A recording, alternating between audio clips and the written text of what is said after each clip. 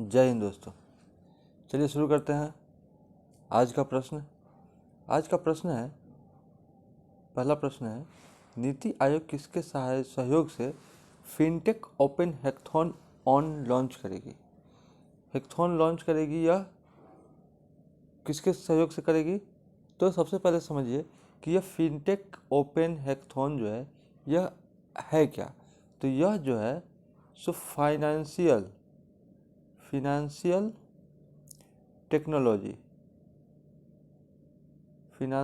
Technology में जो भी क्रिएटर्स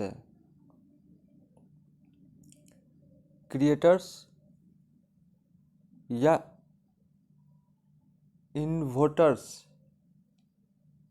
इनोवेटर्स इन सभी को क्या करना है कि अपनी प्रतिभा दिखाने का अवसर प्रदान करना है। इनको अवसर देना है। नए नए जो चीज़ क्रिएटर्स जो लोग होते हैं उनको किस फाइनेंशियल टेक्नोलॉजी में उनको क्या करना है, अपनी प्रतिभा प्रदर्शन करने का मौका देना है, उनको अवसर देना है। तो यह नीति आयोग के द्वारा किया जा रहा है। और किसके सहयोग से? तो यह किया जा रहा है फाइनेंशियल डिजिटल पेमेंट करने वाली एक कंपनी है जिसका नाम है फ़ोनपे। इसी के माध्यम से सहयोग से यह कार्य किया जाएगा। गूगल पे का हेडक्वार्टर कहाँ है? तो हम सभी जानते हैं बेंगलुरु में इसका हेडक्वार्टर है। ठीक, चलिए आगे बढ़ते हैं, अगला प्रश्न देखते हैं। अगला प्रश्न है, नीति आयोग की स्थापना कब होती है? तो नीति आयोग की स्थापना होती है 1 जनवरी 2015 को नीति आयोग की स्थापना होती है। इसी नीति आयोग को हम लोग पहले किस नाम से जानते थे? तो इसके पहले हम लोग जानते थे योजना आयोग। इसके पहले हम लोग इसको योजना आयोग के नाम से जानते थे। नीति आयोग के अध्यक्ष कौन है? तो नीति आयोग के अध्यक्ष जो भी प्रधानमंत्री बनेंगे वही इसके क्या बनेंगे? अध्यक्ष बनेंगे, यानी कि नरेंद्र मोदी। चलिए अगला प्रश्न देखते हैं। नीति आयोग के पहले उपाध्यक्ष और पहले सीईओ कौन थे? तो सबसे पहले उपाध्यक्ष देखते हैं, उपाध्यक्ष कौन थे? तो वह है अरविंद पनगटिया।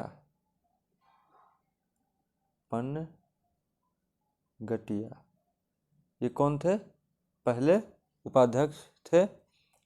और पहले सीईओ सबसे पहले वह है सिंधु खुल्लर।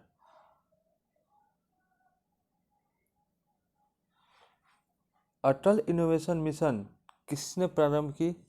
तो यह किया है किसने? नीति आयोग ने। यह किया है किसने? नीति आयोग ने। यह तो नीति आयोग के पहले उपाध्यक्ष में है। वर्तमान में कौन है? वर्तमान में नीति आयोग के अध्यक्ष तो पीएम नरेंद्र मोदी हैं। उपाध्यक्ष कौन है? तो इसके उपाध्यक्ष हैं राजीव कुमार। राजीव कुमार क्या हो गए? उपाध्यक्ष। और पहले सीईओ कौन है? अमिताभ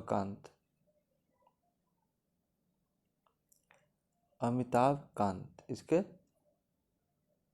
वर्तमान में सीईओ हैं। चलिए अगला प्रश्न देखते हैं।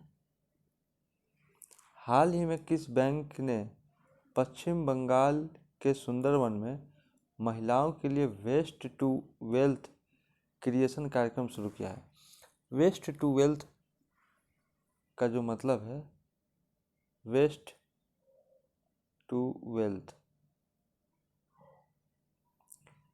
टू वेल्थ कार्यक्रम का मतलब है कि महिलाओं को आजीविका का अवसर उपलब्ध कराना और महिलाओं की स्थिति में सुधार करना, यह इसका उद्देश्य है वेस्ट टू वेल्थ का।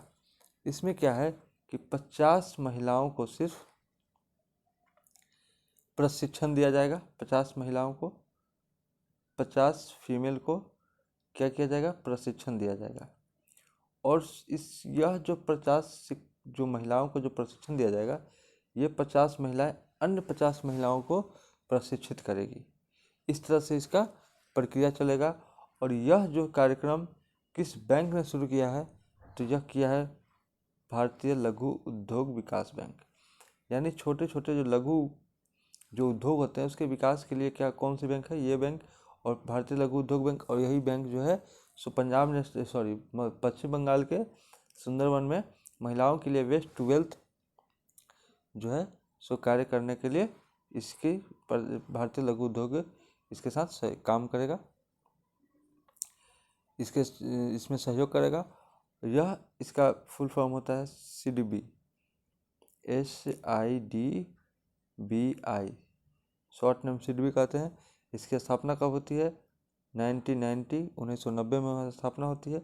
और इसका हेड क्वार्टर कहाँ है, तो इसका हेड क्वार्टर है लखनऊ इसका हेड क्वार्टर है। चलिए अगला प्रश्न देखते हैं। ऑपरेशन माई सहेली का संबंध पहल का संबंध है। ऑपरेशन माई सहेली पहल, यह जो है सो रेलवे द्वारा चलाया गया एक पहल है। और इसमें क्या है कि महिलाओं को क्या करना है, सुरक्षित अपने गंतव्य तक पहुंचाना। सुरक्षित अपने गंतव्य तक पहुंचाना इसका उद्देश्य है, सुरक्षित पहुंचाना। और यह किसने शुरू की है, तो यह शुरू करने वाला है यह शुरू करने वाला है दक्षिण पश्चिम रेलवे। ठीक, और इसका मुख्यालय कहाँ है, तो इसका मुख्यालय है कोलकाता में। ठीक, चलिए अगला प्रश्न देखते हैं। पिंक प्रोजेक्शन प्रोजेक्ट कहाँ प्रारंभ हुआ, तो यह प्रारंभ हुआ केरल में। यह कहाँ प्रारंभ हुआ, केरल में। महिलाओं की सुरक्षा के लिए यह किया गया था, महिलाओं की सुरक्षा के लिए। पिंक प्रोटेक्शन होगा, पिंक प्रोटेक्शन प्रोजेक्ट। 70वीं राष्ट्रीय सीनियर वॉलीबॉल चैंपियनशिप में किस राज्य की पुरुष टीम ने खिताब जीता, तो यह जो खिताब जीतने वाला है यह राज्य है हरियाणा। किसने जीता है, हरियाणा ने। और इसका आयोजन कहाँ हुआ था, इसका आयोजन हुआ था ओडिशा में। इसका आयोजन हुआ ओडिशा में। और जीता किसने था, हरियाणा ने जीता था। और उप विजेता कौन रहा, तो उप विजेता रहा उड़ीसा। उड़ीसा क्या रहा, उप विजेता। विजेता कौन रहा, हरियाणा। और पुरुष वर्ग में और महिला वर्ग में, ये तो पुरुष में है, महिला वर्ग में किसने जीता था, महिला वर्ग में केरल जो है सो विजेता रही। ठीक, चलिए अगला प्रश्न देखते हैं।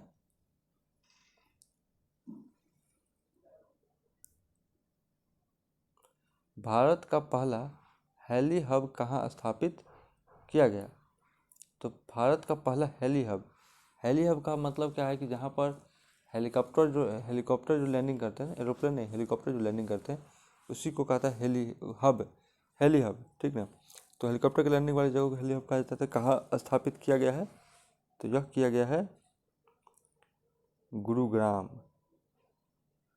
गुरुग्राम कहाँ है, हरियाणा। ठीक, खेलो इंडिया तीरंदाजी गेम्स का पहला बार आयोजन कहाँ हुआ, तो इसका आयोजन पहली बार हुआ था सोनीपत। सोनीपत कहाँ है, हरियाणा में। इसका आयोजन हुआ है और विजेता भी कौन रहा है? हरियाणा। चलिए अगला प्रश्न है, फरवरी 2022 में केंद्र सरकार ने किसे भारत का पहला राष्ट्रीय समुद्री सुरक्षा समन्वयक नियुक्त किया है? तो वह व्यक्ति हैं जी अशोक कुमार, इनको नियुक्त किया गया है। देखिए एक विनय कुमार त्रिपाठी है, इनका संबंध किस चीज़ से है? तो इनका संबंध है रेलवे के नए CEO कौन है? विनय कुमार त्रिपाठी। वीरेंद्र कुमार पठानिया, यह तटरक्षक बल के महानिदेशक, तटरक्षक बल के महानिदेशक। दिलीप संघानी कौन है? तो यह इफ्को के चेयरमैन है। और इफ्को के बारे में जानते हैं, विश्व की पहली नैनो यूनिया बनाने के मामले में जाना जाता है। पहली बार नैनो यूनिया बनाने वाला कौन सा है? इफ्को। पुष्प कुमार गोली, यह जानते हैं कौन है? यह HPCL Hindustan petroleum corporation limited के अध्यक्ष। अनंत नागेश्वरन, यह कौन है? भारत के मुख्य आर्थिक सलाहकार। मुख्य आर्थिक सलाहकार कौन है? अनंत नागेश्वरन। अलका मित्तल कौन है? ONGC की पहली महिला डायरेक्टर।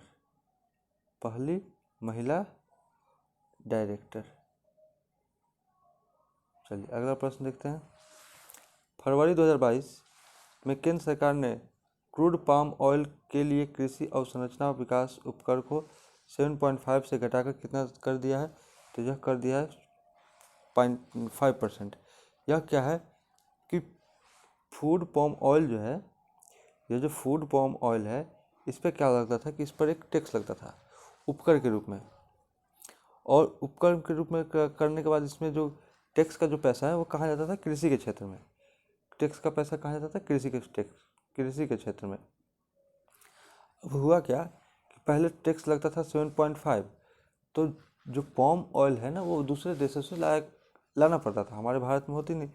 जब दूसरे देशों से लाने के दौरान क्या होती थी कि वहाँ पर अगर यह उसकी कीमत बढ़ जाती है तो स्वाभाविक सी बात है वो हमारे देश में भी उसकी कीमत बढ़ जाएगी, ठीक। और उस पर सरकार द्वारा 7.5% टैक्स भी लग रही है, तो वो चीज़ें यहाँ पर और भी महंगी हो जाएगी। तो सरकार क्या कर रही है, इसको 7.5 से घटाकर कितनी कर दी? 5%।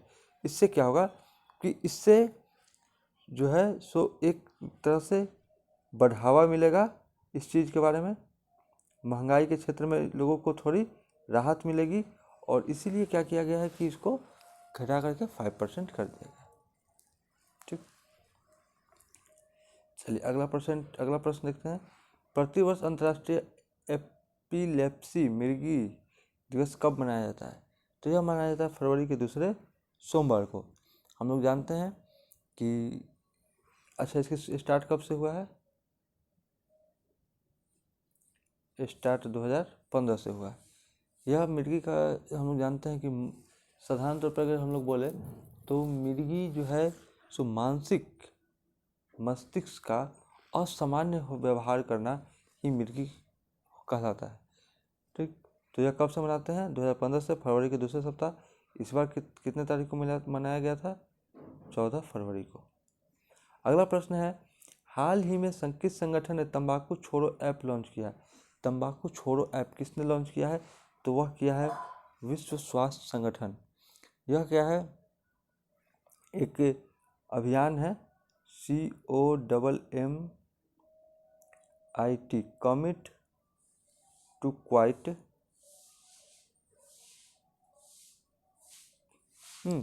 क्वाइट अभियान के तहत इसको लॉन्च किया गया है। मतलब छोड़ने के लिए कटिबद्ध एकदम तत्पर हैं कि हमें यह तंबाकू छोड़ना है। और इस ऐप में क्या किया जाएगा?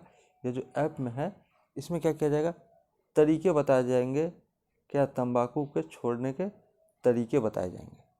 ठीक, इसका मुख्यालय कहाँ है, हेडक्वार्टर जेनेवा में है, और इसकी स्थापना कब होती है, 7 अप्रैल 1948 को।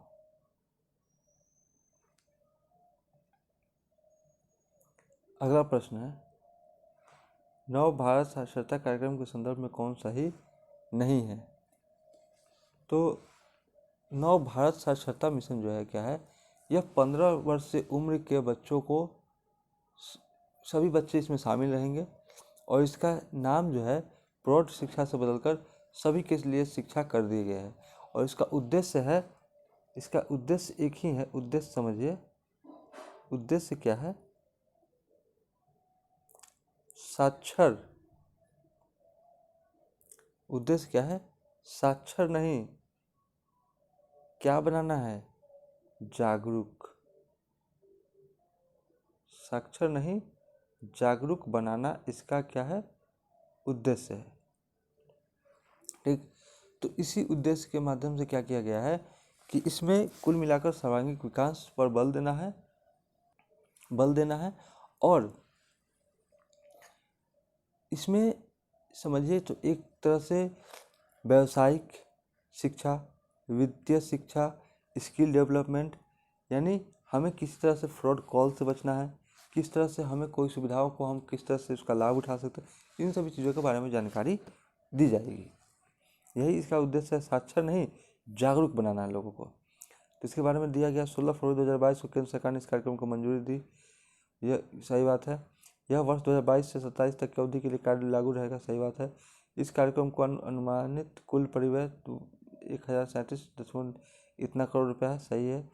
यह 12 वर्ष और उससे अधिक आयु के गैर साक्षर लोगों को कवर करेगा, नहीं, यह 12 नहीं, यह 15 होगा। ठीक, तो यह ऑप्शन हमारा गलत है।